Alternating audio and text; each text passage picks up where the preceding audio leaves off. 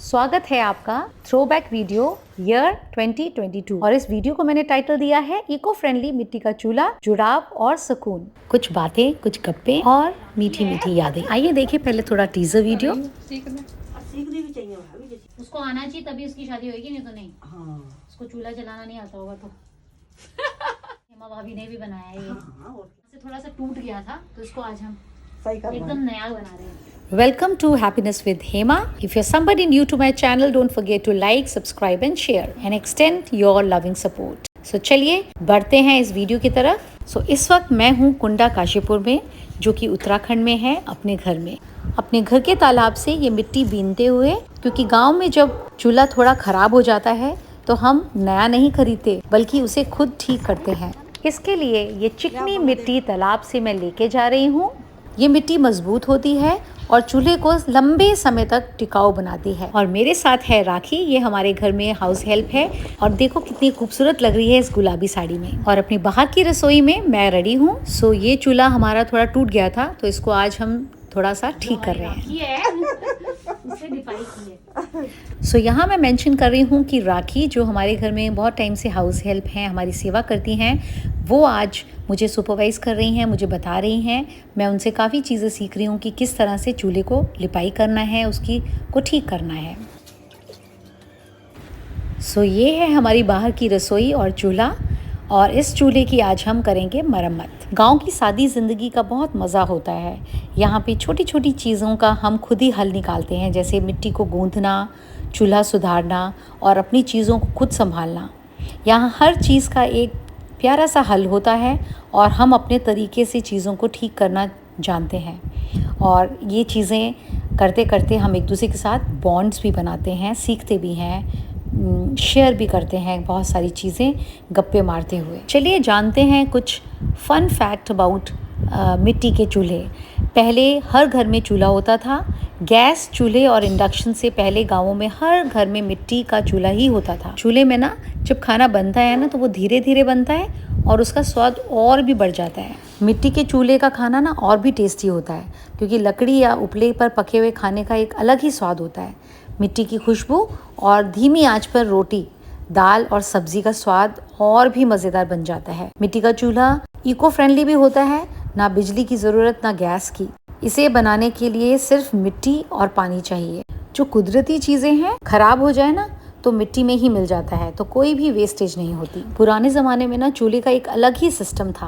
पहले लोग घरों में बड़े चूल्हे बनाते थे और पूरा परिवार एक साथ खाना पकाता था और खाना खाता था, और बड़े बूढ़े चूल्हे के पास बैठकर किस्से, कहानियाँ, चुगलियाँ सब कुछ करते थे। और सबसे इम्पॉर्टेंट चीज़, चूल्हे का बना खाना सेहत के लिए भी अच्छा होता है। गैस के मुकाबले चूल्हे पर धीमी आंच में बना खाना ज़्यादा पौष्टिक माना जाता है। इसमें पौष्टिक तत्व जो है ना वो बढ़ जाते हैं, और खाने की खुशबू, उसके बारे में तो मैं क्या ही बताऊँ, खुशबू डबल हो जाती है। अच्छा, राखी इस वक्त कह रही है रीना को कि तुम्हें लिपाई आनी चाहिए चूल्हे की। ये सब चीजें सोचता रही हूँ सीखनी भी चाहिए भाभी।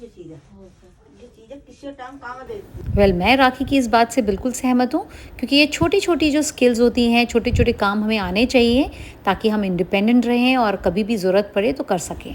और हाँ, चूल्हे का एक और फन फैक्ट है कि चूल्हे जो हैं सर्दियों में चूल्हा हीटर की तरह भी काम करता है। मुझे तो चूल्हे के पास ही बैठ के सर्दियों में खाना खाने में बहुत मज़ा आता है।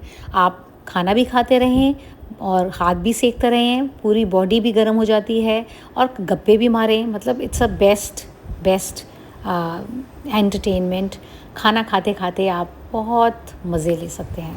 और एक और चीज़, चूल्हे की आंच में आलू और बैंगन भूनने का मज़ा भी बहुत आता है। आज भी गांव में लोग मिट्टी के चूल्हे में ही आलू, बैंगन और मक्का भूनते हैं। इसका स्वाद तंदूर से भी बेहतर होता है। चूल्हा बनाते बनाते हमने खूब बातें भी की, मस्ती भी की, गप्पे भी मारी। आइए आपको सुनाते हैं कुछ कैंडिड गप्पे।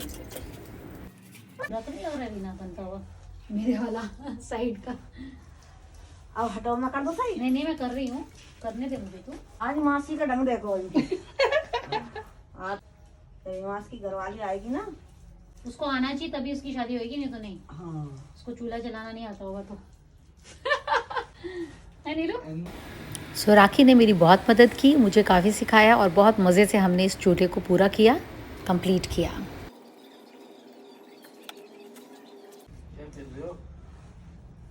चूल्हा अन्या वाह कितना सुंदर बन गया अब तो। क्या राखी क्या फर्स्ट क्लास हो गया इस बार। आप कह रहे थे क्ले वगैरह करना है, आके बनाओ। छोटी सी मेरे को वो बना दोगे आप? एक छोटी सी नहीं ऐसे कांगड़ी सी बना सकते हैं कोई हमारा वो नहीं है इसका। हाँ इसमें बना देंगे उल्टा करके, फिर उसमें हम जैसे नहीं कोयले बच जाते हैं तो अंदर रख सकते हैं अपने साथ, है ना? इससे बन जाएगी इतनी मिट्टी से। बना लो। दे जरा, ये खाली है? खाली है वो तो कर दूं इसे खाली? कर दो। पन्नी भी चाहिए होगी। सो चूल्हा हमारा एक्चुअली ऑलमोस्ट हो गया है उसकी फिनिशिंग। तो उसके बाद मैं अभी इस मेरे फोकस चला गया कि मैं छोटी सी अंगीठी बनाऊं। तो आइए DIY डू इट योरसेल्फ अंगीठी, छोटी सी अंगीठी कैसे बनानी है, आइए देखिए मेरे स्टाइल की सिंपल इजी अंगीठी कैसे बनानी है। Hi everyone. सो वो चूल्हा बनाने के बाद चूल्हे में जो कि हम बहुत अच्छी मक्की की रोटी, आलू की रोटी बनाते हैं, सो वो चूल्हा कंप्लीट करने के बाद अब मैं बनाऊंगी छोटी सी अंगीठी। तो चूल्हा जल जाता है तो उसमें बहुत सारे कोयले बच जाते हैं। सो उन कोयलों को हम अपने हाथ सेकने के लिए एक छोटी अंगीठी बना सकते हैं और वो बनेगी इसी बची हुई मिट्टी से। सो मिट्टी वही हमने जो तालाब से ली थी वो मिट्टी को थोड़ा उसमें पानी डाला और पानी डालने के बाद आपने इसमें थोड़ी सी इस तरह की तूड़ी डालेंगे क्योंकि इससे और स्ट्रेंथ आ जाती है जो भी चीज़ बनाते हैं। तो तूड़ी डाल के आपने एक अच्छा सा बैटर बना लिया, एक डो बना लिया, एग्जैक्टली जैसे हम आटा गूंथते हैं तो आटे की तरह ही गूंथ के एक अच्छा सा डो बना लिया। क्योंकि जब हमने चूल्हे की लिपाई करनी थी तो उसके लिए हमने मटेरियल बहुत ही पतला बनाया था, इसके लिए हम थोड़ा सा कंसिस्टेंसी थिक रखेंगे। और इस डस्टबिन जिसमें कि मैंने पन्नी लगाई है यानी कि पॉलीथिन लगाया है, इसके अंदर हम इसको शेप देने के लिए इस तरह से we will start putting the clay. So अंदर डाल के उसको थोड़ा दबा के उसकी उसी शेप में जो डस्टबिन का शेप है उसी में उसको कन्वर्ट करने की कोशिश करेंगे। सो आप देखते रहिए कैसे बनाई है हमने ये अंगीठी। इस तरह से सो जब हम चूल्हा बनाते हैं ना तो मिट्टी की सही कंसिस्टेंसी बहुत ज़रूरी होती है, ना ज़्यादा गीली ना ज़्यादा सूखी, वरना ये टिकाऊ नहीं रहेगी। पुराने ज़माने में लोग चूल्हे और अंगीठी को अपनी ज़रूरत के हिसाब से डिज़ाइन करते थे। कोई बड़ा बनाता था, कोई छोटा, ताकि लकड़ी या कोयले की बचत हो सके। और मज़ेदार बात यह है कि ये मिट्टी के चूल्हा या फिर अंगीठी ठंडी में ना हीटर का काम भी करते हैं। इसके पास बैठो, खाना बनाओ और साथ में हाथ सेको, गर्माहट लो। मैं ऐसे भर रही हूँ ना तो ये सुबह सूख जाएगा, फिर इसको मैं बाहर निकालूंगी, फिर बाहर की तरफ का शेप दे दूंगी थोड़ा सा। अच्छा है ना? ये मिट्टी रखूँ मैं थोड़ी सी बचा के, या कल फिर बना लेंगे थोड़ी। रख लो, इसमें डाल दो। इसमें फिर गीली कर लूंगी ना थोड़ी सी। हाँ ठीक है।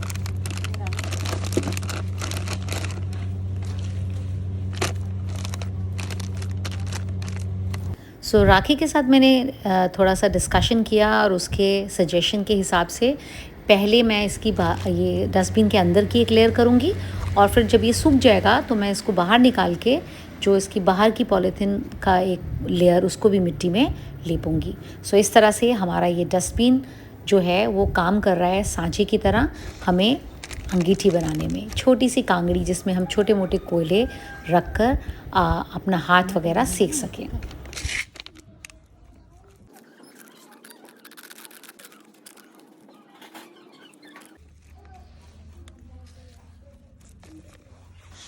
ये बन गया है राउंड शेप। अब इसको हम ड्राई होने के लिए छोड़ देंगे। सो जैसा कि आप देख सकते हैं अंगीठी की बड़ी प्यारी शेप आ रही है। छोटी सी अंगीठी मैं बना रही हूँ, डस्टबिन ने सांचे का काम किया है और सुबह तक जब ये सूख जाएगा तो मैं इसकी पन्नी यहाँ से निकाल दूँगी और ये अंगीठी हमारी हो जाएगी तैयार। ठीक है, राउंड शेप लग रहा है ना? खैर बहुत ज़्यादा परफेक्शन की ज़रूरत नहीं है, बस स्ट्रॉन्ग होनी चाहिए, ये आपको ध्यान रखना है। शेप थोड़ी सी ओवल हो, बहुत ज़्यादा राउंड ना हो तो चलेगा। तो चलिए अंगीठी का काम पूरा हो गया और अब मैं चली एक और ज़रूरी काम करने के लिए। सी यू देयर। सो जो हमारी मुर्गियां हैं ना, उनका जो घर है वो बहुत ही उसकी दीवारों में बहुत ही काई लगी हुई थी और मुर्गियां काफ़ी बीमार हो रही थी। तो मैंने सोचा इसको थोड़ा सा ठीक किया जाए, थोड़ी सी इसकी लिपाई की जाए, तो मैंने एक स्पेशल घोल बनाया मिट्टी और गोबर का, और इसी घोल से मैं और राखी मिलके कर रहे हैं इस दीवार की लिपाई। देखने में तो ये साफ सुथरा लगेगा ही, साथ ही मिट्टी और गोबर के घोल में बहुत ताकत भी है, क्योंकि गोबर में प्राकृतिक एंटीबैक्टीरियल और एंटी फंगल गुण होते हैं। ये ना सिर्फ गंदगी कम करता है बल्कि कीड़े मकोड़ों को भी दूर रखता है, जिससे मुर्गियां बीमार नहीं पड़ती। पुराने समय से ही गांव में इस तरह के तरीके इस्तेमाल किए जाते रहे हैं और ये आज भी उतने ही असरदार हैं। एक ऐसा फन फैक्ट जिसको आप सुन के ज़रूर हैरान होंगे कि पुराने ज़माने से ही गाय को दूध के लिए नहीं बल्कि गोबर के लिए रखा जाता है। आइए जाने क्यों। गाय का गोबर ना सिर्फ बैक्टीरिया और फंगस को रोकता है बल्कि ये मच्छरों, मक्खियों और दूसरे कीटों को भी दूर रखता है। और क्या आप जानते हैं कि गांव में घरों में गोबर का लेप लगाया जाता है, और इसके 2 रीज़न है। पहला कि इसके लेप से बीमारियों से दूर रहा जा सकता है, और दूसरा ये गर्मियों में ठंडा और सर्दियों में गर्म रहता है। तो जी हाँ, जो गोबर के घर हैं वो थर्मल इंसुलेटर से कम नहीं होते। और गोबर की सबसे बड़ी खासियत है कि ये मिट्टी को उपजाऊ बनाता है।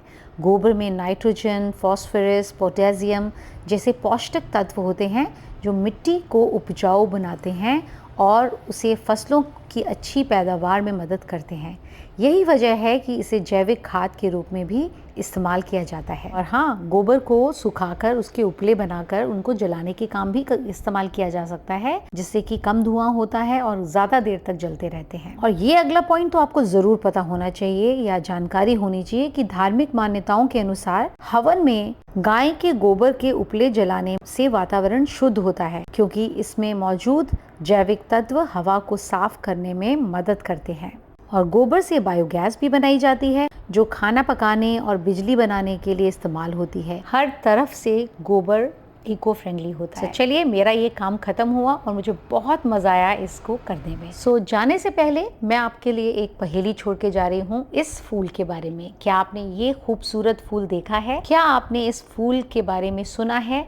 क्या आप इसका नाम जानते हैं? अगर हाँ तो मुझे कमेंट करके बताइए, और कमेंट करके ये भी बताइए क्या आप इस तरह की वीडियोस देखना चाहेंगे मेरे चैनल से। If you are somebody new to my channel, don't forget to subscribe, like and share. हमेशा कोशिश होनी चाहिए कि आप मिट्टी से जुड़े रहें और अपना ध्यान रखें। बहुत जल्दी मिलते हैं with some another interesting video.